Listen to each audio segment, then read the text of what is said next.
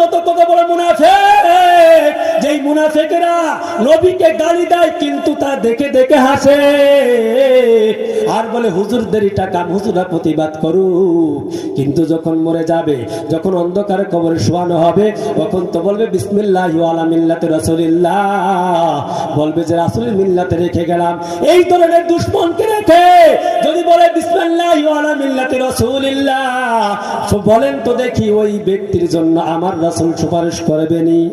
সারা জীবন দুশমনি করেছ, আজকে বুঝি তুমি দুশমনের ফল নবীর পাশে রেখে গেলা? না না না, সাধারণ দুনিয়ার জমিনে যদি চেয়ারম্যানের সঙ্গে একজনের দুশমনি থাকে, ওই ব্যক্তির জন্য যদি একটা কাঠ আনতে যায় বা টাকা আনতে যায়, চেয়ারম্যান মুখ ঘুরেই বসবে, ঠিক কিনা?